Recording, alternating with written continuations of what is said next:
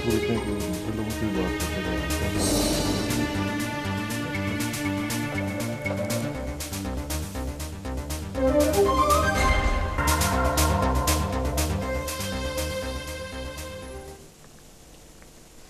अस्सलाम वालेकुम नाज़रीन, आप हैं इस वक्त इसरार के साथ और आज हम सियासी मंजरनामे में एक बहुत ही अहम जुज़ जो होता है वो है इलेक्शंस का। और इलेक्शंस के हवाले से मुख्तलिफ क्वेश्चंस उठ रहे हैं। इलेक्शंस होंगे टाइम पे, नहीं होंगे, क्या सूरत हाल है, इसके बारे में तज़ब्ज़ुब की सी एक कैफियत हम देख रहे हैं। आज भी इलेक्शन कमीशन ने फैसला करना था लेकिन आज नहीं हो सका फैसला। अब कहा गया है कि इलेक्शन कमीशन कल फैसला करेगा सियासी जमातों के साथ मुशावरत के बाद। इलेक्शन कमीशन के रूह रवां हमारे साथ मौजूद हैं कंवर दिलशाद साहब, सेक्रेटरी हैं कमीशन के, और उनसे बात करते हैं आज और उनसे पूछेंगे कि ये क्या सूरत हाल है। कंवर दिलशाद साहब, thank you very much for coming. मुझे पता है आप बहुत बिजी थे लेकिन आपने टाइम निकाला। एक तो ये बताइएगा कि ये कंफ्यूजन जो है that is being confounded, further confounded. आज फैसला होना था, आज नहीं हुआ, और अगर देखा जाए कि 8 तारीख को इलेक्शंस होने वाले हैं, उस लिहाज से तो टाइम इज ऑफ एसेंस, तो आज फैसला क्यों नहीं हो सका? नहीं, इस सिलसिले में गुजारिश ये है कि in principle Pakistan election commission ने आपकी 2 दिन से हमारे मसलसल इजलास चल रहे थे और तमाम डेलिब्रेशन जो है उस पर यह हो रही थी कि हम तमाम इसके प्रोसेस कौन देख लें, क्योंकि हमारी इलेक्टोरल हिस्ट्री में ये पहली मरतबा एक ऐसा वाक़या पेश हुआ कि ऐन इंतखाब के मौके पर पाकिस्तान के एक अजीम मरतबा शख्सियत जो पूरे पाकिस्तान है, इतने बैन अवी शख्सियत की हामिल जो है, वो एक साने में शहीद हो गई, यानी मोहतरमा बेनज़ीर भुट्टो साहिबा। और उनका जो है रिएक्शन के तौर पर पूरे पाकिस्तान भर में गम व गुस्से का भी इज़हार हुआ, नाराज़गी भी हुई। तो उसमें थोड़ा सा एक लॉ एंड ऑर्डर की सूरत हाल को देखते हुए सिंध में जो हमारे जो 11 इजला उसमें हमारे तमाम जो थे दफातर वो नजर आतिश हो गए। तो इलेक्शन कमीशन पाकिस्तान के लिए बहुत बड़ा एक अनोखा वाक़या हो गया कि तमाम रिकॉर्ड, तमाम रेलिवेंट रिकॉर्ड, तमाम इलेक्शन रिलेटेड जितने भी हमारे जो रिकॉर्ड होता है वो जल गया। मसलन इंतहाई फरिश्ते जिनकी बुनियाद पर आप इंतखाब करवाना है। इसके साथ साथ हमारे ट्रांसपेरेंट बैलेट बॉक्स जो हमारे बाहर से हमने मंगाए थे दोस्त चाइना से, वो भी जल गए। वोटर स्क्रीन वो भी जल गई। इसके साथ साथ ये हुआ कि सबसे बड़ा होता है कि एक इलेक्शन रिलेटेड मटेरियल होता है, इसमें फार्म होते हैं 116 तक, बड़े इंपॉर्टेंट फार्म होते हैं, बड़े बिल्कुल लीगल इसकी पोजीशन होती है उन फार्मों की और लिफाफों की, वो भी जल गए। वो तकरीबन कोई 1.5-2 लाख है इन 11 जिलों में। इसके बाद वो बैग जो हमारे ख़ास जिसमें मटीरियल रखा जाता है वो तकरीबन कोई 60-70 हज़ार थे इन इजला में, वो भी जल गए। अच्छा है, वो भी तमाम चीज़ों का रीएक्टिवेट भी किया जाएगा। इसके साथ साथ एक और जो हमारे साथ टेक्निकल जो बात पेश आई है वो तमाम पता है तमाम दोस्तों को, सियासी पार्टियों को भी, कि वहाँ ये हुआ है कि एक पोलिंग पर्सनल की लिस्ट तैयार की जाती है। तो हमारा डिपार्टमेंट जो है वो उसको 3-4 महीने पहले ही वो मुख्तलिफ डिपार्टमेंट से इकट्ठी करता है सूबाई गवर्नमेंट से, फिर उसकी स्क्रूटनी होती है, फिर उनको ग्रेड वाइज उसके बाकायदा कैटेगरी वाइज हम उसको बनाते हैं कि presiding officer, APO, polling officer. वो फिर रिटर्निंग ऑफिसर जो है वो अपनी स्वाबदीद पर उसकी जांच पड़ताल करने के बाद फिर को लेटर ऑफ अपॉइंटमेंट जारी करता है। वो तमाम की तमाम लिस्टें वो भी जल गई। अच्छा। इसके साथ साथ रिटर्निंग ऑफिसरान जो कि सेशन जज भी हैं, सीनियर सिविल जज भी हैं, उनके दफातर भी जल गए, और जिसमें कि वो सारे नॉमिनेशन पेपर यानी तकरीबन 22-23 के लगभग कॉन्स्टिट्यूंसीज हैं कौमी असम्बली की, और कोई 36-37 सूबाई असम्बली की, सारा रिकॉर्ड ख़त्म हो गया। अब जब एक तरफ तो ये हुआ हमारे साथ इंतज़ामी मामलात, दूसरे हमारे साथ ये पेश आई बात कि वो हमारे जो एक प्रिंटिंग और बैलेट पेपर की जो हमने बहुत तेज़ी के साथ वार फुटिंग पे हमने काम शुरू किया था 17 दिसंबर से, वो उसका मामला ये हुआ कि वो हमारी डेट थी 2 जनवरी कि 2 जनवरी को ये तमाम इतने जो हैं बैलेट पेपर वो प्रिंट हो जाएंगे, सबकी नंबर लग जाएंगी, पैकेज हो जाएगी, फिर वो मुतलका कॉन्स्टिट्यूंसीज के असिस्टेंट रिटर्निंग ऑफिसर पुलिस की सरबराही में वो वहाँ से ट्रांसपोर्टेशन के ज़रिए लेके जाएंगे। और वो सारा सिस्टम इसलिए बंद हो गया कि 4 दिन वो प्रिंटिंग प्रेस बंद रहे, तो वो भी एक जेपोटाइज हो गया। हमारे पेपर भी जो है इस वक्त वो भी नहीं, वो तो चीफ है वो तो ज़ाहिर है प्रिंटिंग प्रेस में रखे हुए थे, अभी तरसील शुरू नहीं हुई थी उनकी। इन तमाम सूरत हाल को देखते हुए तो ये हमने इलेक्शन कमीशन के सामने जब ये तमाम रिपोर्टें पेश की तो उन्होंने फर्स्ट ये कहा इन द फर्स्ट टर्म्स में कि आप यूँ करें कि चारों सूबाई चीफ सेक्रेटरी से भी अमन ईमान की सूरत हाल का जायज़ा लेने के लिए उनसे कमेंट्स ले लें। तो हमने कल उनसे रात गए तक चारों सूबाई चीफ सेक्रेटरी से हमने रिपोर्ट तलब की। उसमें सिंध के चीफ सेक्रेटरी का ये कहना था कि जी मेरे इलाके में तो आपके 11 तो ये इजला में जहाँ आपके इलेक्शन कमीशन के दफातर चले तो वहाँ मेरे भी DPO, DCO, TPO उनके दफातर भी चल गए, सिविल कोर्ट्स के तमाम इदारे के दफ्तर वो चल गए, तो मेरा तो कम्युनिकेशन सिस्टम ही महफूज हो गया। अब तो मेरे दफ्तर में बैठने के लिए उनके पास जगह नहीं, वो कहाँ बैठेंगे। तो अब उनको उस साथ ये भी लिखा उन्होंने, साथ उन्होंने ये लिखा कि भाई आप ऊपर से मुहर्रम रहमान शुरू हो गया हमारा मुक़द्दस महीना, उसमें ज़ाहिर है कि तमाम लॉ एनफोर्सिंग एजेंसी जो है उधर वो बिज़ी हो जाती है अपने उस मजहबी जो है तकरीबात को देखते हुए, उसको लॉ ऑर्डर देखते हुए।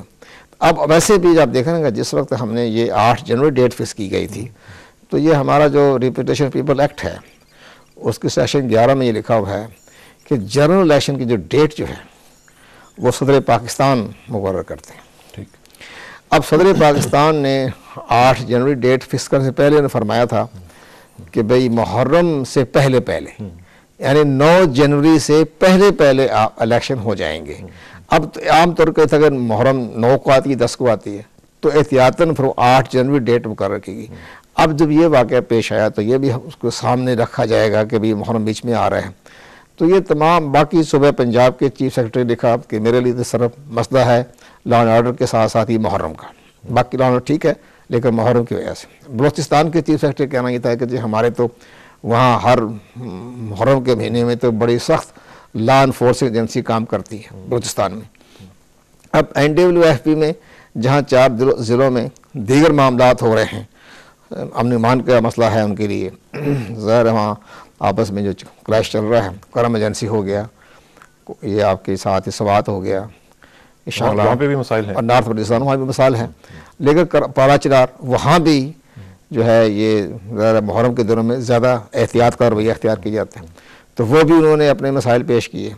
अब तमाम की रिकमेंडेशन को आज जो पेश की गई तो कमीशन के जो फादर मेम्बरान थे और चीफ साहब थे उन्होंने ये फैसला किया कि अब तमाम हमारे मरहले तय हो गए हैं, अब क्यों ना हम पाकिस्तान की मेजर पॉलिटिकल पार्टीज़ हैं उनसे भी मशावरत कर लेते हैं कि भाई ये हमारे मसाइल हैं और अब आप बताइए कि हमें क्या करना चाहिए। सियासी जमातों के साथ मशावरत की आपने बात की है, सियासी जमातों के हवाले से नाजरीन हम मुख्तलिफ पार्टीज़ का जरा थोड़ा सा रद्द-ए-अमल जानते हैं। हमारे साथ पाकिस्तान मुस्लिम लीग के एक रहनुमा कामर अली आगा साहब मौजूद हैं, उनसे बात करते हैं। आगा साहब अस्सलाम वालेकुम जी। सब क्या हाल है? अल्हम्दुलिल्लाह। आगा साहब मुझे जरा बताइएगा कि आज इलेक्शन कमीशन ने कहा है कि हम सियासी जमातों से मुशावरत करके तो कल डिसाइड करेंगे कि इलेक्शंस का क्या फ्यूचर होगा। आपकी जमात का क्या नुक्ता नज़र है इस हवाले से कि इलेक्शंस पोस्टपोन होने चाहिए या नहीं होने चाहिए? सारा साहब हमारी क़यादत ने तो मैं समझता हूँ कि बड़ा क्लियर ये बता दिया है कि हमारी तरफ से 8 तारीख की बजाय 6 तारीख को इलेक्शन करा लिए जाए, हम इलेक्शन में जाने के लिए तैयार हैं और ये फैसला मुल्क और कौम के मुफाद में फैसला किया। ठीक। लेकिन असल बात जो है इलेक्शन करवाना है इलेक्शन कमीशन ऑफ पाकिस्तान ने। तो दिलशाद साहब आपके पास बैठे हैं, ये समझते हैं कि इस मुल्क के अंदर इस वक्त इलेक्शन करवाने के हालात हैं नहीं हैं, इनके मसाइल जो हैं वो असल मसाइल हैं जो कि मैं समझता हूँ कि फेयर एंड फ्री इलेक्शन करवाने के लिए इन्होंने देखना है कि वो उनके पास बैलेट पेपर मौजूद है, उनके तमाम मुल्क के अंदर पोलिंग स्टेशन जो है वो मौजूद है, उनके जो दफातर जला दिए गए हैं वो अब इस काबिल है कि वहाँ पे इक्विपमेंट है इनका इलेक्शन करवाने की जो जरूरी चीजें हैं वो वहाँ पे मौजूद है, पोलिंग लिस्टें मौजूद हैं, पोलिंग बूथ जो है वो हालत में है, इनका पोलिंग का अमला जो है वो हरासमेंट में है, वहाँ पे पहुंच सकता है कि नहीं पहुंच सकता, ट्रांसपोर्ट की इनको जरूरत होगी पहुंचाने के लिए अपने अमले को, वो इनके पास दस्तयाब है, रेल जो है वो दस्तयाब है कि नहीं है, जिसकी 12 गाड़ियां जो है मुकम्मल जला दी गई हैं। तो ये सारी चीजें जो है ये इनको पता होगा। और मैं समझता हूँ कि सूबे बता सकते हैं जिन्होंने इंतजामात करने हैं, सूबाई हुकूमतें, निगरान हुकूमत बता सकती है जिसमें कि ये सारे। लेकिन आगा साहब एक चीज जो है वो आपकी जमात जो है उसके बारे में कही जा रही है कि तमाम जमातें जो बड़ी जमातें दूसरी हैं वो कह रही हैं कि इलेक्शंस करवा दें। आपकी तरफ से लोगों का ये ख्याल है कि शायद आप चाहते हैं कि इलेक्शंस पोस्टपोन हो जाएं। देखिए किसाना साहब, ये प्रोपेगेंडा है जो मैं समझता हूँ कि एक मखसूस तबका फिक्र के लोग जो हैं वो ये प्रोपेगेंडा कर रहे हैं। और हम चूंकि नहीं चाहते किसी कंट्रोवर्सी में, इस वक्त एक अफसोसनाक वाकया हुआ है जिसपे हम कंट्रोवर्सी में नहीं जाना चाहते। हमारी जुबान है, हम जब जुबान खोलेंगे तो हम बहुत कुछ बताएंगे। ये जो जितने हालात खराब किए गए हैं ये हमने तो नहीं किए। एक वाकया हो गया, इंतहाई अफसोसनाक था, हम भी रंजीदा हैं। एक बड़ी लीडर जो है सियासी पार्टी की, उसकी शहादत हुई है। हम इस बात पे बिल्कुल अफसुर्दा है, लेकिन हमने अगर जबान आज बंद की हुई है तो ये कौमी मुफाद में है। हम पहले कौमी मुफाद को देखते हैं। हमारी जमात जो है अल्हम्दुलिल्लाह पाकिस्तान की जमात है, पाकिस्तान की हमदर्द जमात है, बल्कि हमारी जमात पाकिस्तान की खालिक जमात है। तो हम तो ये चाहते हैं कि इस वक्त किसी किस्म की ऐसी बात ना की जाए जो मजीद इश्ताल पैदा हो। हमारी क़यादत ने तो बड़े वाज़े अल्फाज में किसाना साहब कहा है कि 8 की बजाय 6 तारीख को करा दिया जाए। वाज़े अल्फाज में कह दिया। आज प्रेस कॉन्फ्रेंस करके चौधरी शुजा हुसैन साहब ने जो अल्फाज इस्तेमाल किए हैं वो आपके सामने है। कल भी उन्होंने कह दिया था, आज भी कह दिया है। तो वाज़े करने के बावजूद भी अगर कोई ये तासर देना चाहता है तो ये असल में ये है कि खुद हालात खराब किए हैं और हमारे पे जिम्मेदारी डाल रहे हैं। हम तो कहते हैं कि ये दिलशाद साहब बैठे हुए हैं, ये बड़े अच्छे ऑफिसर हैं और इन्होंने हमेशा तमाम पार्टी के साथ राब्ता रखा है। ये जो फैसला इन्होंने किया है तमाम पार्टी के साथ राब्ता करके बात करने का, मैं समझता हूँ इलेक्शन कमीशन का यही तरीकाकार है। ये तमाम हालात उनके सामने रखें और उसके बाद फैसला ले लें। अगर ये इलेक्शन 8 की बजाय 6 को भी कराएंगे, इंशाल्लाह आप देखेंगे हम इलेक्शन में जाएंगे और आप बेहतर कारकर्दगी करेंगे इंशाल्लाह। बहुत शुक्रिया आगा साहब, आपसे इंशाल्लाह राब्ता रहेगा। थैंक यू वेरी मच जी। Thank you.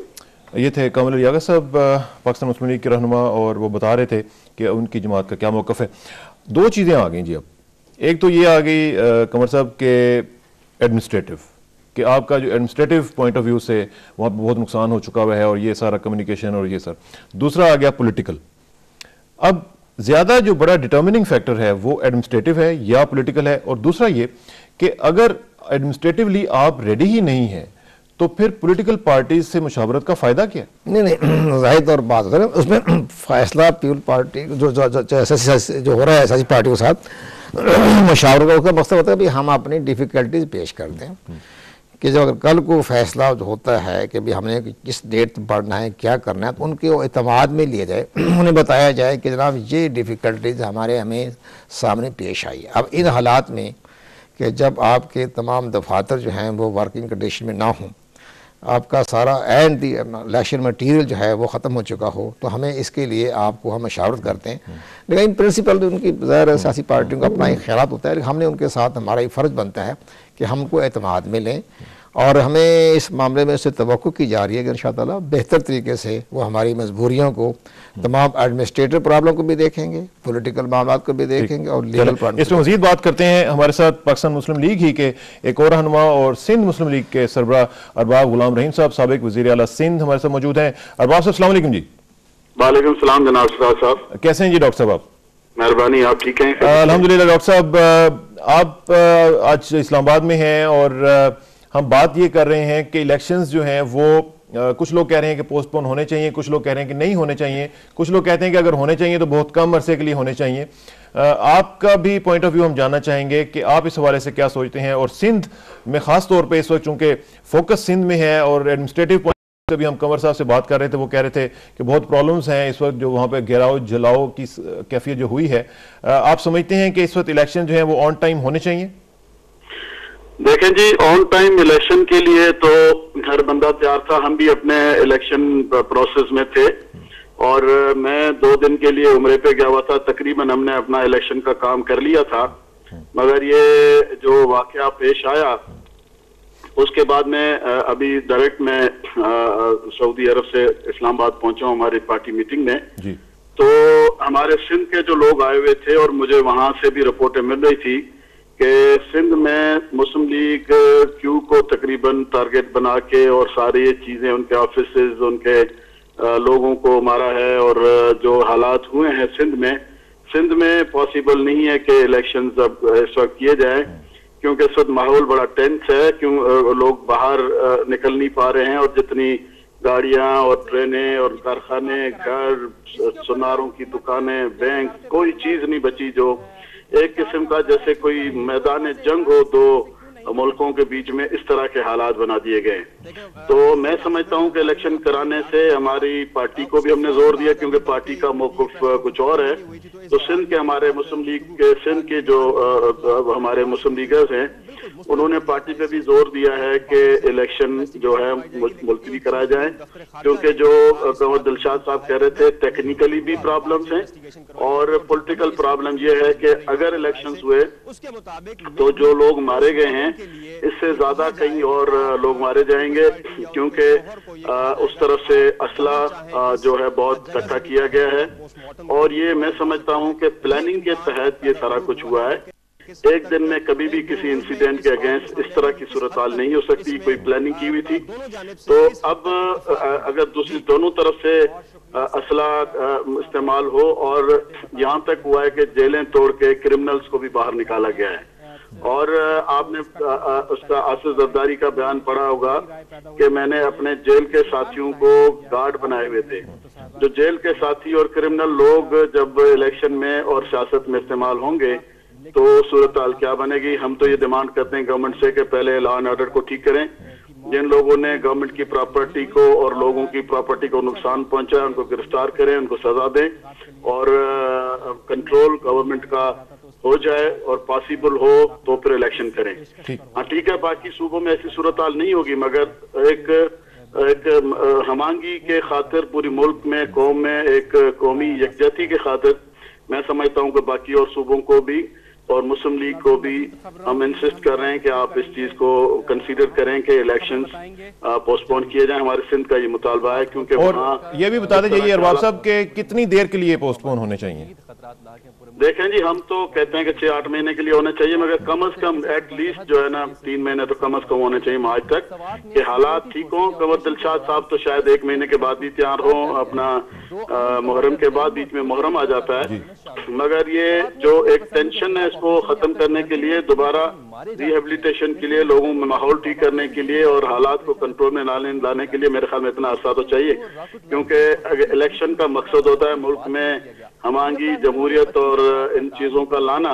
तो अगर वो इलेक्शंस मुल्क में और टेंशन का सबब बने और गवर्नमेंट फार्म ना हो सके और झगड़े और इस तरह की सूरत हाल बने तो मैं समझता हूँ कि उसको पहले गवर्नमेंट को कंट्रोल करना चाहिए फिर इलेक्शन। ठीक है, अच्छा एक और चीज, आज आपने एक प्रेस कॉन्फ्रेंस की है अरबाब साहब, उसका थोड़ा सा हमें जिस्ट बता देंगे, क्या फोकस था आपका, किस लिए आपने प्रेस कॉन्फ्रेंस की और क्या कहा आपने? देखें ये प्रेस कॉन्फ्रेंस में यही बात मैंने कही जो अभी मैं कह रहा हूँ और उसमें ये मैंने कहा कि ये प्योरली पीपल्स पार्टी ने और यहाँ कहीं कहीं मुस्लिम लीग नून की बात भी आ रही है पंजाब में एक प्लानिंग के तहत ये चीज की है और उसके सबब जो है एक डिवीजन और लोगों में एक बीच में क्लियर कट डिवीजन तो पॉलिटिकल पार्टीज के अंदर होती है दो ग्रुप्स के अंदर मगर ये एक टेंस किस्म का माहौल बन गया है और लड़ाई झगड़े तक और यहाँ तक बात पहुंची है।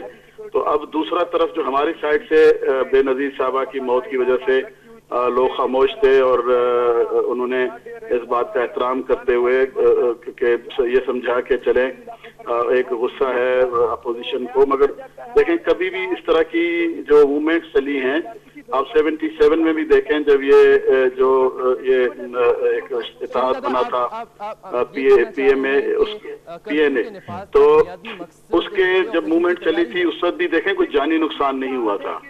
तो इस वक्त जो जानी नुकसान हुआ है वो कोई 58 के करीब लोग मारे गए तो मैं समझता हूं कि ये और मजीद इसमें इजाफा होगा। लेकिन उसमें आप क्या समझते हैं कि जो अब सिनेरियो आप देख रहे हैं बेनजीर साहबा की डेथ के बाद और ख़ास तौर पे आपने वो प्रेस कॉन्फ्रेंस भी देखी होगी जो आसिफ जरदारी साहब ने की।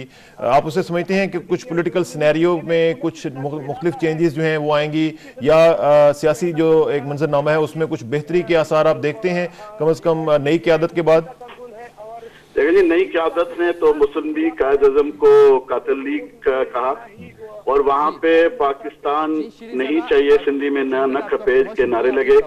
ये नारे कोई ऐसे नहीं लगे कि किसी ने और लगाए, ये अपना प्लानिंग के तहत नारे लगवाए गए और फिर कहा गया कि जी मैं ये नहीं कह रहा हूँ। तो इस तरह का टेंस माहौल है, और हर जिले में तकरीबन 23 जिले हैं, कोई ऐसा जिला बचा हुआ नहीं है जहाँ मुस्लिम लीग कायद आज़म के लोगों के घरों पे हमले नहीं हुए, उनके प्रॉपर्टीज पे हमले नहीं हुए, दफातर पे हमले नहीं हुए, और उनके झंडे, बैनर्स हर चीज, वो तो चले पॉलिटिकल बैनर्स मतलब अगर फाड़ दिए गए तो वो बर्दाश्त के काबिल है। लोगों के घरों में घुसा गया, लोगों को मारा गया, लोगों को ये थ्रेट दी गई। इस वक्त कोई भी ट्रांसपोर्ट, ये कहा गया है कि पीपल्स पार्टी के झंडे के बगैर जो बाहर चलेगी उसको जला दिया जाएगा। तो इस सूरत हाल में दूसरी पार्टी कैसे हिस्सा ले सकती है?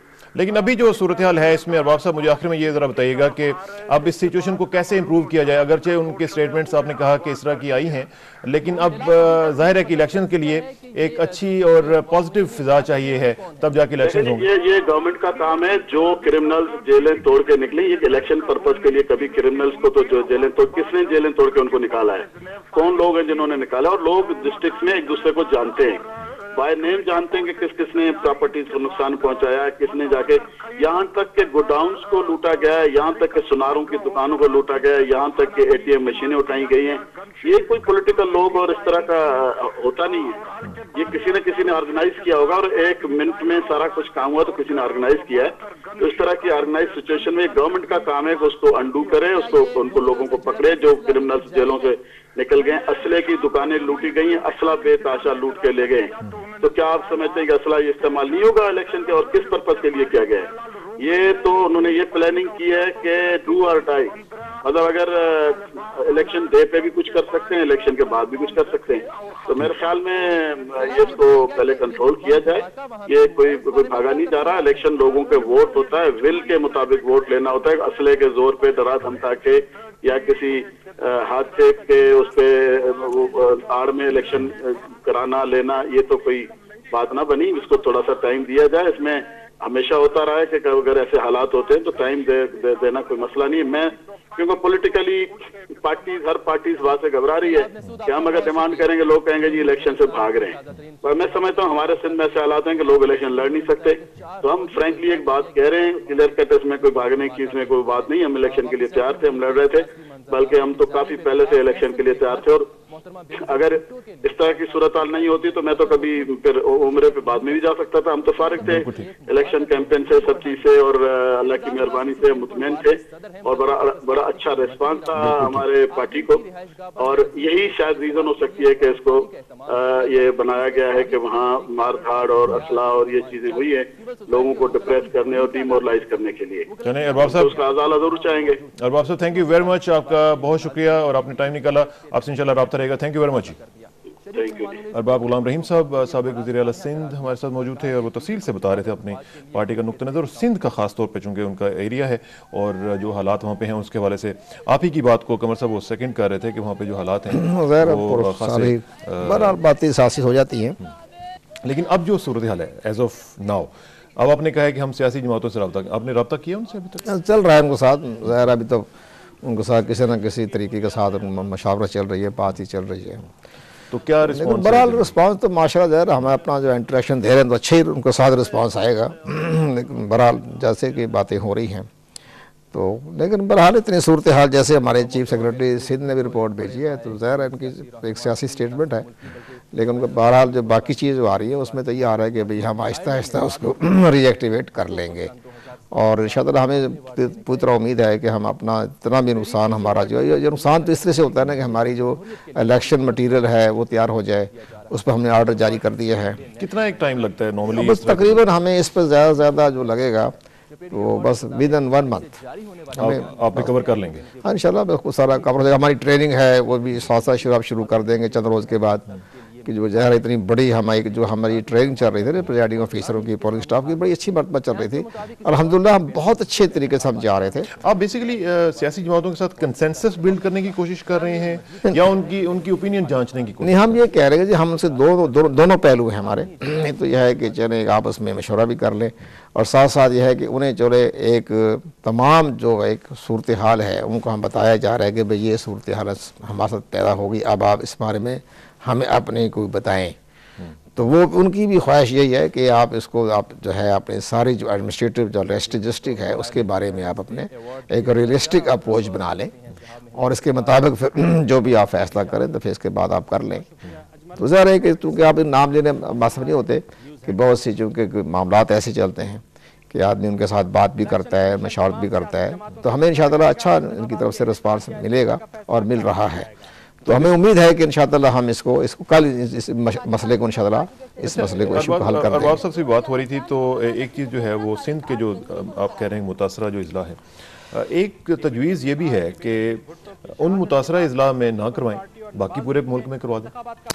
नहीं, ये बात इसी नहीं होती। ये होता है कि जब एक देखो नहीं, मैं आपसे बाजार कर रहा हूँ कि 20-22 कौमी असम्बली की नशिस्तें हैं और 37 के लगभग सूबाई असम्बली की या 40-45 सीटें सूबाई असम्बली की चल रही हैं, तो ये फिर अच्छा इसका नहीं होता।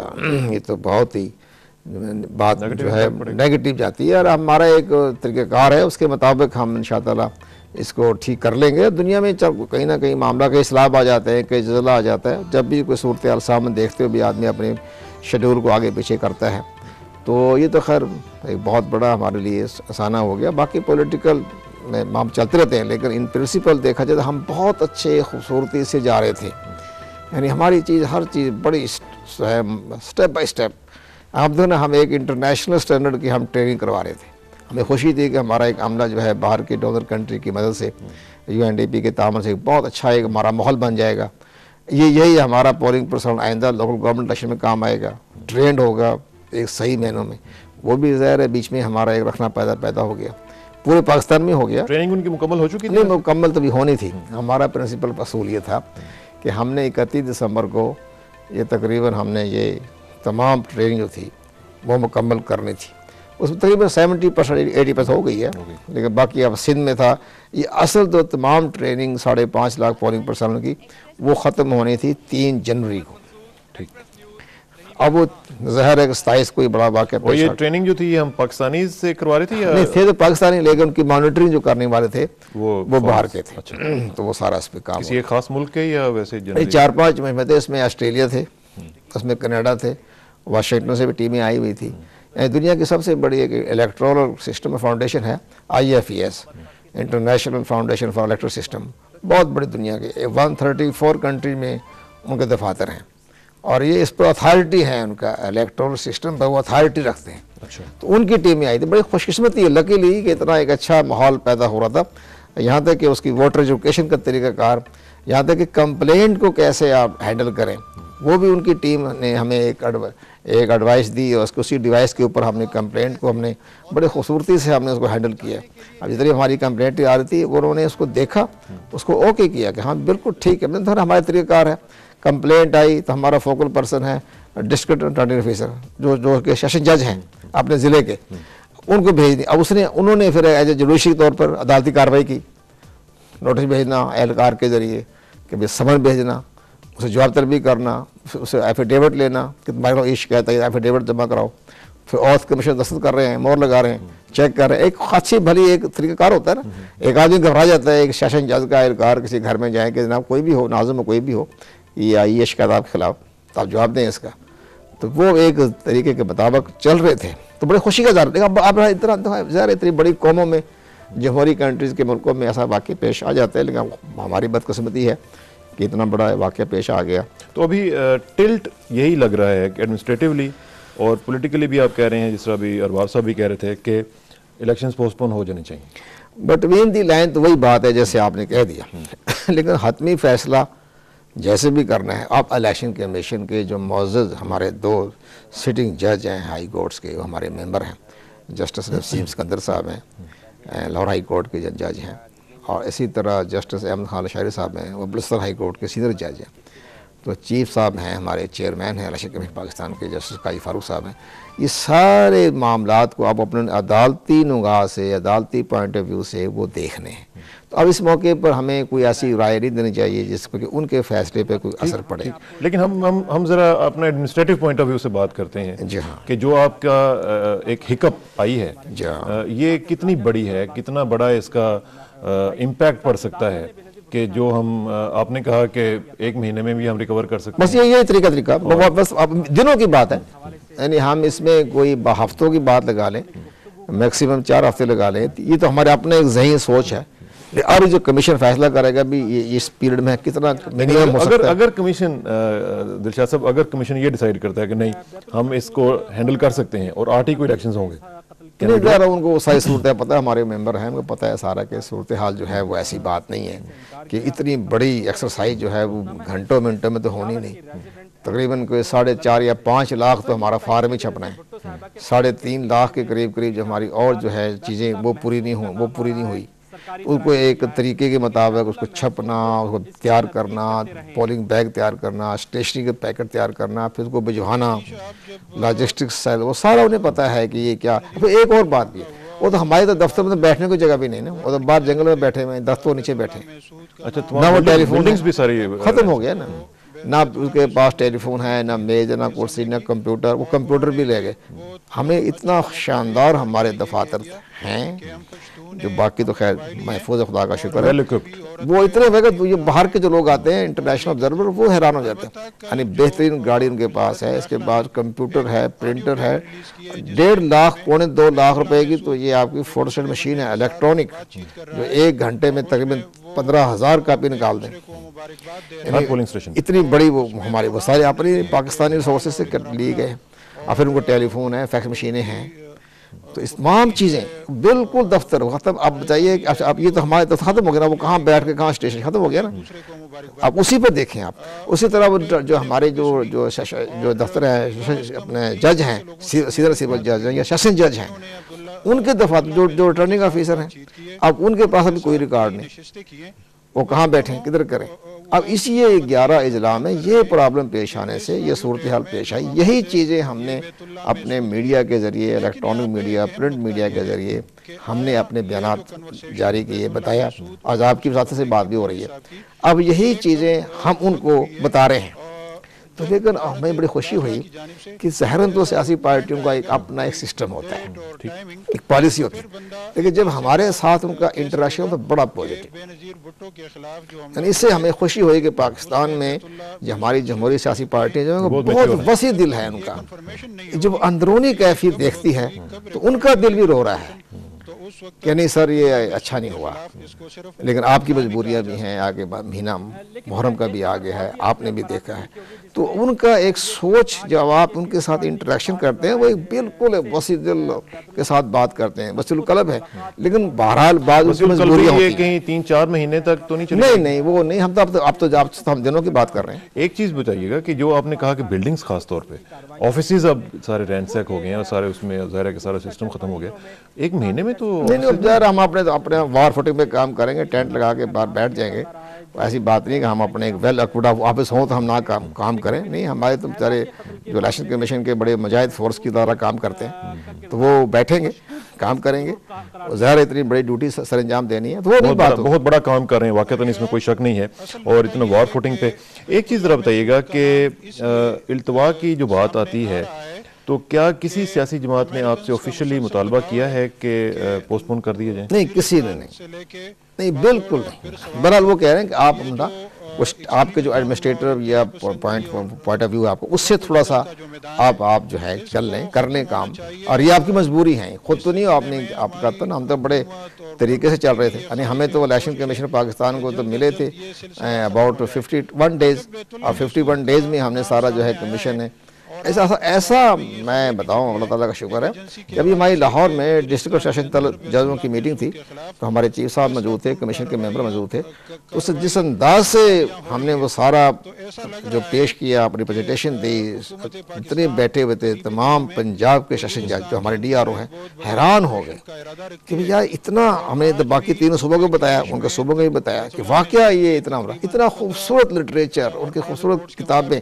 अब पॉलिटिकल पार्टीज की रहनुमाई के लिए हमने 20 लाख पोलिंग एजेंट्स को रहनुमाई के लिए किताब शाया की, और वो हमने 5 लाख जो थी वो सियासी पार्टियों को थ्रू हमारे एक बहुत अच्छी NGO है NDI, उनके थ्रू भिजवा दिया कि तो तुम्हारा सियासी पार्टी से अच्छा चल रहा है, एड्रेसेस भी तुम्हारे पास मौजूद है, हमारे पास भी हैं। बाकी जो सियासी पार्टी थी उनको हमने 5-5, 10-10 हज़ार कापियाँ भिजवा दी, लेकर 5 लाख उनके जरिए भिजवाई कि आप अपने पॉलिटिकल एजेंट की जो इलेक्शन एजेंट वो तैयार करें। अगर वो आपकी फोर्स तैयार है तो खुदा ना करे कि इंशाल्लाह कोई ऐसी बात नहीं होगी, आपका इलेक्शन वैसे ठीक हो जाएगा, किसी गड़बड़ की उम्मीद नजर नहीं आएगी जब आपका पोलिंग एजेंट्स वहाँ बैठा मौजूद है। उसकी रहनुमाई के लिए किताब मौजूद है। इंटरनेशनल ऑब्जर्वर्स को वेलकम करने के लिए हमने बहुत खूबसूरत उनके लिए तैयार की ब्रोशर, यानी 1 विंडो बुक शाया की, जिसमें तमाम इंफॉर्मेशन मौजूद थी। बड़े खूबसूरत किटें, CDs, अभी एक हमने तैयार की 22 मिनट की एक डॉक्यूमेंट्री फिल्म मैं आपको पेश करूंगा, उसमें सारा तरीका बता दिया। इंटरनेशनल ऑब्जर्वर्स की मैंने बात करनी है आपसे, और ये ख़ास तौर पे इसलिए भी इम्पोर्टेंट है कि फिर हमारा जो इलेक्शन है इसके ऊपर लोग बहुत ज़्यादा नज़र रखते हैं, लेकिन साथ साथ हम कोशिश करें नाजरीन के पीपल्स पार्टी और मुस्लिम लीग नवाज से भी रब्ता हो, लेकिन उनसे रब्ता हो नहीं पा रहा है। लेकिन इन द मीन टाइम हमारा रब्ता एक और मुस्लिम लीग रहनुमा चौधरी शहबाज हुसैन साहब से हुआ है, उनसे बात करते हैं। चौधरी साहब अस्सलाम वालेकुम जी। चौधरी साहब, आप अभी कैंपेन में ही हैं या आप भी इंतजार कर रहे हैं इलेक्शन कमीशन के उस फैसले का कि जिसकी तवक्को है कल? इफ्तार किसाना साहब, असल में ये कि हमने अपना कैंपेन जो ऑफिशियल मॉर्निंग 3 दिन थे वो खत्म करके कल से हमने अपने कैंपेन पे वापस हैं अल्हम्दुलिल्लाह।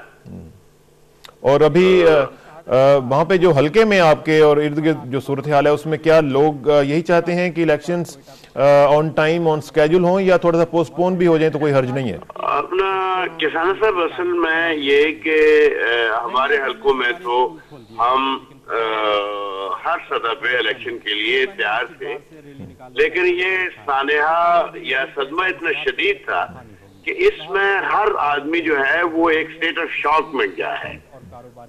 कल से हमने अपना कैंपेन दोबारा रिवाइव किया है। ये बड़ी अजीब बात थी कि हम जो मुख्तलिफ सियासी जमातों से ताल्लुक रखने वाले लोग थे, हमने तो इस जो मॉर्निंग 3 दिन की थी इसको पूरी तरह ऑब्जर्व किया है, जबकि नून लीग के लोग जो थे उन्होंने बाइकाट का ऐलान किया एक दिन, और दूसरे दिन उन्होंने फिर अपना कैंपेन शुरू किया। उन्होंने तो मॉर्निंग को ऑब्जर्व ही नहीं किया। लेकिन ये है कि इलेक्शन के लिए हम तो हर सतह पे तैयार हैं, लेकिन जो एक कौमी सतह पे एक स्टेट ऑफ शॉक है, यकीनन मेरा हल्का भी उससे मुतासर हुआ है। हमारा वोटर जो है वो ये समझ रहा है कि जिस तरह ये वाकया हुआ है, क्या पोलिंग वाले दिन भी इसी तरह कोई वाकया हो सकता है? क्या इलेक्शन कमीशन जो है लॉ एंड ऑर्डर की सिचुएशन को इम्प्रूव करने के लिए अपना रोल अदा कर रहा है? लेकिन इसमें जो ऐसा मुझे एक चीज बताएं कि अभी कंवर दिलशाद साहब हमारे साथ मौजूद हैं, वो बता रहे थे कि सिंध में एडमिनिस्ट्रेटिव पॉइंट ऑफ व्यू से बहुत ज्यादा नुकसान हुआ है। पूरे का पूरा जो इनका सेटअप था वो सारा डिस्टर्ब हो गया है, जला दिए गए हैं रिकॉर्ड्स वगैरह। अरबाब गुलाम रहीम साहब से अभी थोड़ी देर पहले हमारी बात हुई तो उन्होंने कहा कि वहाँ पे बहुत ज्यादा लोगों ने मसाइल क्रिएट किए हैं, लूटिंग हुई है, मार कुटाई हुई है और हंगामा आराई खासी ज्यादा हुई है। अब इस सूरत हाल में आप क्या समझते हैं कि इलेक्शंस जो हैं वो आगे करने चाहिए, थोड़ा सा पोस्टपोन 1 महीना 2 महीना? किसान साहब, अरबाब गुलाम रहीम साहब को आज हमने मीटिंग में भी सुना, उन्होंने जो मंजरनामा पेश किया है उससे तो वाकई जब 11 या 12 इजला में से टोटल रिकॉर्ड नहीं मिल रहा, उनके रिटर्निंग ऑफिसर के जो दफातर जला दिए गए हैं। तो मैं ये समझता हूँ कि इतनी बड़ी तादाद में अगर रिकॉर्ड नहीं तो फिर इलेक्शन को मेरा ख्याल है पोस्टपोनमेंट के अलावा कोई जवाब है ही नहीं। और इसमें साथ ही साथ ये भी बताइएगा कि आपको फायदा होगा या नुकसान होगा इलेक्शन पोस्टपोन होने का? जाती तौर पर अगर मैं अपने हल्के की बात करूं तो हमें तो पोस्टपोनमेंट से नुकसान होगा, लेकिन हमें एक हल्के की बात नहीं करनी, हमें पाकिस्तान की इज्तिमाई बात करनी है। और आपको अगर इल्म यकीनन होगा कि साना साहब की चौधरी शुजात ने कहा कि हम तो 6 तारीख को भी इलेक्शन के लिए तैयार हैं, लेकिन जो ओवरऑल सिंध का सिनेरियो आ रहा है उस पे मैं ये समझता हूँ कि इलेक्शन कमीशन को काफी जिम्मेदारी से और सूझबूझ से ये फैसला करना पड़ेगा। बहुत शुक्रिया चौधरी शहबाज साहब, आपसे इंशाल्लाह रब्ता रहेगा जी। Thank you very much. शुक्रिया किसान साहब आपका, बहुत मेहरबानी। चौधरी शहबाज साहब पाकिस्तान मुस्लिम लीग के रहनुमा हमारे साथ मौजूद थे और जेहलम से इलेक्शन भी लड़ रहे हैं और ये कह रहे थे कि इलेक्शन एक हल्के की बात नहीं है, पूरे मुल्क का हमारा इस वक्त मामला है। इसमें इंटरनेशनल ऑब्जर्वर्स की बात की विच इज़ वेरी इंपॉर्टेंट। मैं जैसे पहले कह रहा था कमर साहब के ये इलेक्शन ऐसा है कि जिसपे पूरी दुनिया की नजरें लगी हुई हैं और एक मुतालबा जो है वो ये है कि जनाब शफाफ और जनाब आज़ादाना और ये सब कुछ जितने भी ऑब्जेक्टिव्स इसमें आते हैं वो लगा लेते हैं। गैर मुल्की ऑब्जर्वर्स कितने आ चुके हैं, उनको कैसे फैसिलिटेट करना? इसमें एक बड़ी बात हैरानगी की बात ये है कि वाकया ये इलेक्शन तो हमारे 51 से चले आ रहे हैं, जब से पाकिस्तान मौजूद भी आया ज़ाहिर है हमारे पास सारी इलेक्ट्रल हिस्ट्री मौजूद है। अब 51 से लेकर अब हमारे 2002 तक इंतखाबात किसी न किसी शक्ल में होते रहे, कहीं इनडायरेक्ट हुए, कोई डायरेक्ट हुए, कोई पार्टी लेस हो गए, पार्टी बेसिस पे हो गए, बेसिक डेमोक्रेसी आ गई, जो कुछ भी था, रेफरेंडम भी हो गए। अब ये इलेक्शन जो है इन्होंने एक समझ मेरी पॉलिटिकल पार्टी का एक मसला हो रहा है कि इतना ही तौर पर ये जोग्राफाई तौर पर स्ट्रेटजी क्या बन गई कि तमाम दुनिया की निगाहें हमारे इलेक्शन कमीशन पे लग गई या पाकिस्तान के इलेक्शन पे लग गई। ये एक बात समझने वाली है क्यों ऐसा हो रहा है। आए ऑब्जर्वर देखें, ऑब्जर्वर की यहाँ तक बात है कि अभी तक हमारे पास कोई चंद दोस्तों की इत्तला मिली है। एक यहाँ है IRI institution of Republic of institution, उनके कुछ नुमाइंदे आए हैं, थोड़े 4, 5, 10 आए हैं और इसके साथ भाई यूरोपीय यूनियन का एक 4-5 दोस्तों का एक दस्ता आया है, एक हराबल दस्ता टाइप, तो वो उनके साथ। लेकिन उनकी अभी तक कभी कोई ख़ास जो है हमें हमारे यहाँ तो क्योंकि ये एक मायदा हुआ था इन प्रिंसिपल एक एग्रीमेंट पर ये कह सकते, लेकिन ये कोड ऑफ कंडक्ट बना था कि पहले वजारत खारजा जो है उनको वीज़ा देगी और इंटीरियर मिनिस्ट्री जो है उनकी सिक्योरिटी प्रोवाइड करेगी और इलेक्शन कमीशन ऑफ पाकिस्तान उनको एक ब्रीफिंग देगा। ठीक, और ब्रीफिंग के लिए पहले हमारे आएंगे, इसके बाद वो जहाँ चाहें जाएँ, उनकी ख्वाहिश पर मुनसर है, हम उनको तमाम चीज़ें प्रोवाइड कर देंगे, पोलिंग कार्ड जो भी हमारे तरीक़ाकार होता है। लेकिन अभी तक इतना ज़्यादा रश नहीं हुआ। नहीं, जब आ जाएंगे तो हमने उनका वो तैयारी है हमारी वेलकम करने के लिए, हम पूरी टीम में मौजूद हैं, तो अगर बेहतर है वो आ जाए। लेकिन इसके साथ साथ ये हुआ है कि उन्होंने एक कोई 25,000 के लगभग डोमेस्टिक ऑब्जर्वर भी तैयार किए हैं। डोमेस्टिक मीन्स पाकिस्तान हमारे डोमेस्टिक, हमारे यहाँ के मुख्तलिफ NGOs के तावन से उन्होंने कोई 25,000 के लगभग ऑब्जर्वर तैयार किए हैं, जो कि डोमेस्टिक ऑब्जर्वर का नाम दिया, मॉनिटरिंग करेंगे वो। अब हमारे अगर पाकिस्तान में तकरीबन कोई 64,000 के लगभग बनते हैं पोलिंग स्टेशन, तो वो उसी 2-3 दिन पोलिंग स्टेशनों को तकसीम कर लेंगे और वो फिर जाके देखेंगे। अच्छी बात है, हमें इस बात की स्ट्रेंथनिंग मिल रही है कि जो डोमेस्टिक ऑब्जर्वर भी होंगे, इलेक्ट्रॉनिक मीडिया भी होगा, प्रिंट मीडिया भी होगा, और फिर जो रिज़ल्ट की कापी जो है प्रिजाइडिंग ऑफिसर जो है वो एक उनके पोलिंग एजेंट को भी पेश करेगा, एक अपने पोलिंग स्टेशन के बाहर भी लगाएगा, एक रिटर्निंग ऑफिसर को देना होता है, ये तो खैर एक लीगल रिक्वायरमेंट है। तो ये सारी चीज़ें होंगी तो हमें खुशी होगी कि ठीक है सबके सामने। लेकिन आप उनको कैसे फैसिलिटेट कैसे करेंगे कि 25,000 अगर हमारे लोकल लोग भी उसमें मौजूद हैं और फिर जाहिर है कि उनकी तादाद भी सैकड़ों में तो कम से कम होने की तवक्को है, तो ये जो पूरा प्रोसेस होगा इसको भी एक साथ पैरेलल एक मैकेनिज्म चाहिए होगा आपके लिए जो उसको फैसिलिटेट कर सके। नहीं, हमने तो मैकेनिज्म तैयार किया हुआ है, हमने तो बाकायदा टीम मुकर्रर की हुई है, हमने सेल बना दिए हैं जो डोमेस्टिक ऑब्जर्वर को लुक आफ्टर करेगा, इंटरनेशनल ऑब्जर्वर को लुक आफ्टर करेगा, हमने तो सेल बना दिए, उनके लिए मटेरियल भी दे दिया, उनके लिए हर चीज़ मौजूद है। उनको पोलिंग कार्ड देने हैं, उसके लिए भी तमाम फैसिलिटेट कर दिया। हम भी यहाँ इस्लामाबाद से भी दे देंगे, हमारे सूबाई हेडक्वार्टर वहाँ से भी मिल जाएंगे। फिर हमने डिस्ट्रिक्ट रिटर्निंग ऑफिसरों को रिक्वेस्ट की है कि जब भी आपके पास कोई डोमेस्टिक ऑब्जर्वर या दूसरा तरीके से कोई भी आपके पोलिंग स्टेशन देखने के लिए आपके पास रजू करे और 1-2 फोटो स्टेट कापी होती है आइडेंटिटी कार्ड की फोटो कापी, वो पेश करें और वो आपके डॉक्यूमेंट पूरे करके उसको दे दें ताकि उसको कोई किसी की शिकायत ना हो। ये सारा हमने अपना मैकेनिज्म सिस्टम तैयार कर रखा है और उसके मुताबिक हम काम कर रहे हैं। तकरीबन 4-5 हज़ार लोगों को तो कार्ड इशू हो चुके हैं। अच्छा, गुड। अच्छा, लेकिन साथ साथ ये भी मुझे जरा बताएं कि ये घोस्ट पोलिंग स्टेशन आपने कहाँ पे रखे हैं? ये दरअसल बात ही होती है कि हम सारे पॉलिटिकल एक सिस्टम में एक दूसरे पर हमें इस लफ्ज़ से हमें इस तरह से होती है कि चलें, अगर किसी तरीके से पहली बात ये घोस्ट पोलिंग स्टेशन का तस्वर नहीं होता, क्योंकि ये एक गजट नोटिफिकेशन हो जाता है। जब पोलिंग स्टेशन बनता है तो डिस्ट्रिक्ट रिटर्निंग ऑफिसर को ये एक लीगल रिक्वायरमेंट है कि वो इलेक्शन से 15 दिन पहले अपना वो एक जारी कर देता है, नोटिफिकेशन कर देता है पोलिंग स्टेशन की। और वो पोलिंग स्टेशन जो है वो कर दी हैं 24 दिसंबर को पूरे पाकिस्तान के डिस्ट्रिक्ट रिटर्निंग ऑफिसरों ने कि भाई ये हो। अब वो कापियाँ अवेलेबल हैं। अब जो भी कंटेस्टेंट कैंडिडेट है वो कापी ऑलरेडी अवेलेबल है, वो हासिल कर लेते हैं, तो उसके मुताबिक फिर उन्हें पता होता है, वोटर को बताना होता है। तो ज़ाहिर कैसी बात, इसके साथ इस दफ़ा हमने ये किया, इस दफ़ा इलेक्शन कमीशन ने माशाल्लाह बहुत अच्छा है। एक हमने अपने आप को फ़ख्रिया महसूस करते हैं, इंटरनेशनल स्टैंडर्ड के करीब हम पहुँच गए।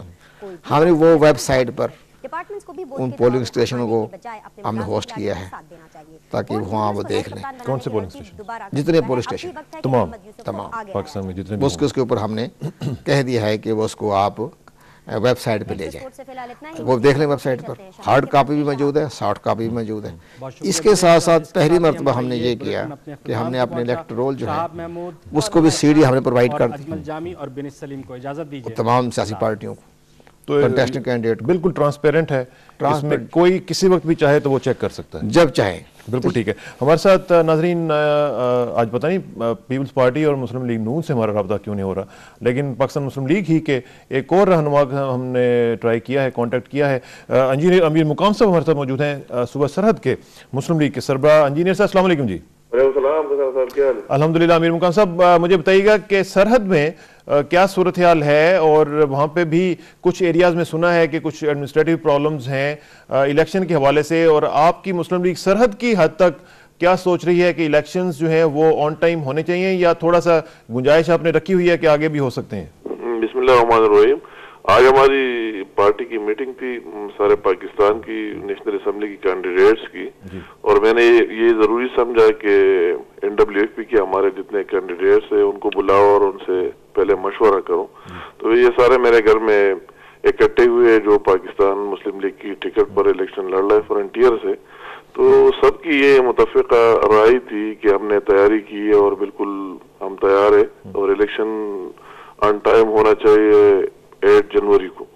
और वही बात जब हम आगे गए तो हमने बात भी की पार्टी की मीटिंग में कि सूबा सरहद मुस्लिम लीग का मौक़िफ़ ये और सारे लोगों का कि इन टाइम होना चाहिए इलेक्शन।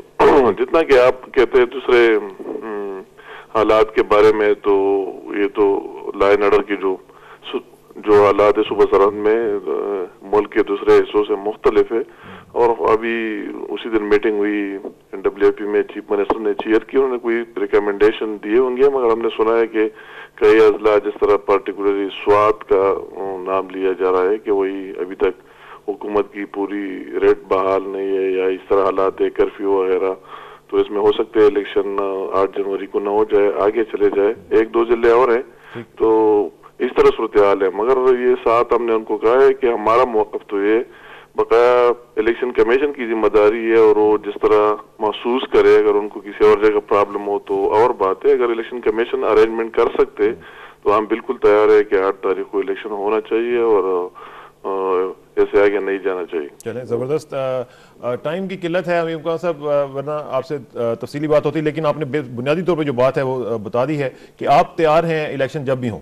बिल्कुल बिल्कुल तैयार है। Thank you very much. Party बिल्कुल तैयार है, सर्व मुस्लिम लीग। बहुत शुक्रिया अमीर मुकाम साहब, थैंक यू वेरी मच। आपसे इंशाल्लाह रब्ता रहेगा। और आखिर में हमारे पास थोड़े से 1-2 मिनट हैं। मैं चाहूँगा कमर साहब के जो बुनियादी इशू है वो है शफाफ, जो मैं पहले कह रहा था, आज़ादाना, मुनसिफाना, ये सारे जितने भी हैं। आप कह रहे थे ना कि हमारा कमीशन बड़ा ज़बरदस्त काम कर रहा है और बड़ा इमैक्युलेट किस्म की आपकी परफॉर्मेंस है। असल इमैक्युलेट परफॉर्मेंस का पता तब चलेगा जब रिजल्ट आएंगे और पता चलेगा जी कि आज़ादाना और मुनसिफाना और बेस्ट इलेक्शंस आपने वो करवाए।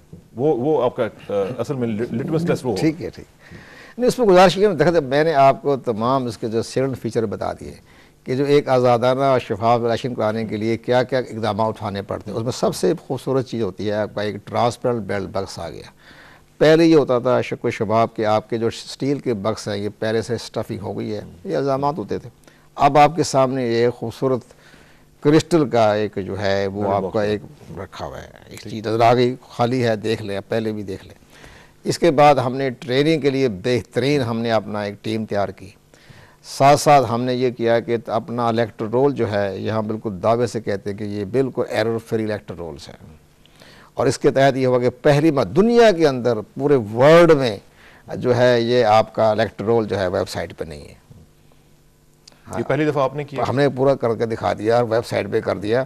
और साथ साथ हमने उसकी सीडीज़ कापी जो है तमाम सियासी पार्टियों को पेश कर दी। और बड़ी खुशी का इज़हार उन्होंने कहा लो अभी सीडीज़ कापी ले लें, आप हार्ड कापी भी ले लें, सीडीज़ कापी भी ले लें।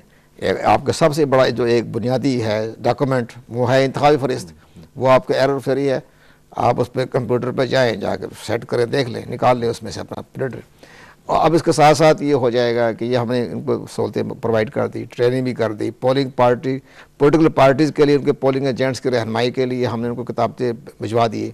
और साथ साथ ये हुआ हमने कि सबसे बड़ी अहम बात की कि पहली मरतबा बड़े साफ शफाफ जो हमारी पोलिंग स्टेशन की जो है गजट नोटिफिकेशन वो 15-16 दिन पहले ही हमने उनको उनकी हार्ड कापियाँ जो हैं वो सियासी पार्टियों को पेश कर दी कि ये है जी आपके पोलिंग स्टेशन, आप चेक कर लें, देख लें।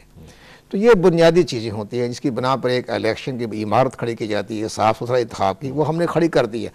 अब जो है मामला, अच्छा एक और अच्छा फैसला हो गया है कि अब जो रिटर्निंग ऑफिसर साहब जो हैं वो जब अपना रिज़ल्ट की कापी देंगे तो वो उसी दिन एक कापी हमें भिजवा देंगे फैक्स के ज़रिए, एक उनको सियासी पार्टी को दे देंगे। और कंसल्टेशन जो होगा नेक्स्ट डे उसकी कापी भी वो उसी वक्त वो पेश। ये सब बातें हैं। अब बाकी एतमाद है, दोस्ती है, एतमाद है। एक आखिर में मुझे 10 सेकंड में ये बता दें, अगर मैं चाहूँ कि आपके इस पूरे चेन में किसी ना किसी जगह पे धांधली करना चाहूँ मैं कर सकता हूँ? नहीं, इसलिए चांस नहीं रहेगा कि एक तो यह है कि हमारे एक सही मायनों में इलेक्ट्रॉनिक मीडिया और प्रिंट मीडिया और सिविल सोसाइटी के इदारे, डोमेस्टिक ऑब्जर्वर, उनकी मौजूदगी में ये चीज़ नामुमकिन है। बिल्कुल श्योर आप कह रहे हैं। चलें, ज़बरदस्त, ये आपने ज़बरदस्त बात की है। और इसी गुड न्यूज़ के साथ आपका शुक्रिया अदा करते हैं कमर दिलशाद साहब। और अल्लाह करे कि जो आपकी रिजॉल्व है, जो आपकी कमिटमेंट है, उस पर आप पूरा उतर सकें और आपको तमाम तर जो फैसिलिटेशन है वो मिल सके। और हमारी और तमाम कौम की दुआएं और ख्वाहिशात यही हैं कि एक ज़बरदस्त इलेक्शन जो है वो हमारे मिल सके। इंशाल्लाह माशाअल्लाह ऐसा ही होगा, और इंशाल्लाह होगा ऐसा। और नाज़रीन आप भी दुआ कीजिएगा और कोशिश कीजिएगा कि जो जहाँ जहाँ पे भी आपका एक रोल बनता है उसको पॉजिटिवली आप अदा कर सकें। आखिर में दुआ कि मेरी इज़्ज़त के लिए काफ़ी है मेरे मौला कि मैं तेरा बंदा हूँ, मेरे फ़ख्र के लिए काफ़ी है कि तू मेरा परवरदिगार है। तो बिल्कुल उसी तरह है जिस तरह मैं चाहता हूँ, मुझे भी उसी तरह बना दे जिस तरह तू चाहता है। सपुरदम बतोमाए खेशरा तू दानी हिसाब कमो बेशरा। मुझे इसराक साना को कल तक के लिए इजाज़त दीजिए, कल मुलाकात होगी इंशाल्लाह। अल्लाह हाफ़िज़।